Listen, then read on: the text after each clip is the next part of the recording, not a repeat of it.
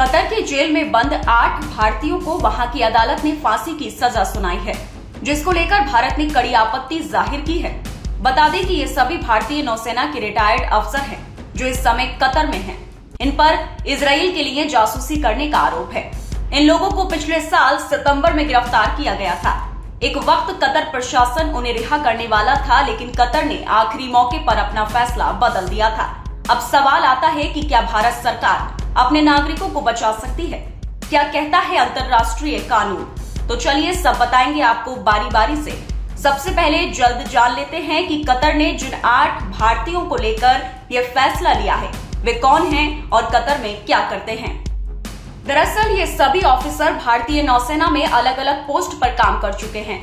ये फिलहाल कतर में हैं और इन सभी पर कतर की ओर से इजराइल के लिए जासूसी करने का आरोप है। इन 8 लोगों में प्रतिष्ठित ऑफिसर भी शामिल हैं। इन्होंने कभी प्रमुख भारतीय युद्धपोतों की कमान संभाली थी। फिलहाल ये सभी Dehra global technologies and consultancy services के लिए काम कर रहे थे। ये एक प्राइवेट फर्म है जो कतर के सशस्त्र बलों को ट्रेनिंग और इससे जुड़ी सर्विस मुहैया कराती है। मीडिया रिपोर्ट्स के मुताबिक जैसे ही कतर के गृह मंत्रालय को शक हुआ कि ये लोग इजराइल के लिए जासूसी कर रहे हैं, इन सबको पूछताछ के नाम पर हिरासत में लिया गया था।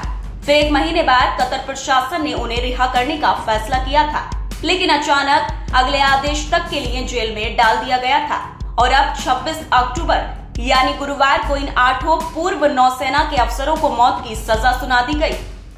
वहीं कतर के इस फैसले को लेकर भारत ने अपने नागरिकों को मौत की सजा दिए जाने पर हैरानी और नाराजगी जताई है। इस मामले में भारतीय विदेश मंत्रालय ने बयान जारी कर कहा है कि हमें विस्तृत फैसले का इंतजार है। विदेश मंत्रालय ने कहा कि हम परिवार के सदस्यों और कानूनी टीम के संपर्क में हैं और सभी कानूनी विकल्प तलाश रहे हैं। इस मामले को बहुत अहम मानते हैं और इस पर बारीकी से नजर रख रहे हैं। सभी काउंसलर और कानूनी सहायता देना जरूरी रखेंगे। इस फैसले को कतर के अधिकारियों के सामने भी उठाया जाएगा। अब बात करते हैं कि ऐसे मामलों में अंतर्राष्ट्रीय कानून और ICCPR के तहत क्या हो सकता है। कानूनी जानकारों के मुताबिक तमाम अंतर्राष्ट्रीय कानून और ICCPR के प्रावधान में हर मामले में फांसी की सजा नहीं हो सकती है। सिर्फ कुछ ही मामले ऐसे हैं जिनमें फांसी का प्रावधान रहता है।